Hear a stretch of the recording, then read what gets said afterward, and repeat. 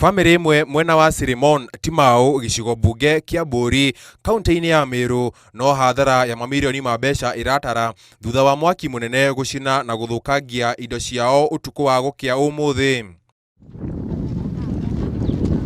Mwaki ucio uria urambiriirio utuku na uria kihumo kiaguo gitari kiramenyeka uracinire indo ari hamwe na nduka ya hardware, mukawa, nyumba ya guikara gatagati ka indo ingi nyingi.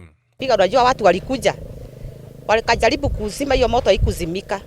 Inaenda ikishika duka zote, kashika nyumba ya toto, ikaruka kwa nyumba ya kulala. Haya, hasara ni kubwa. Kama duka peke yake ni kama 800,000.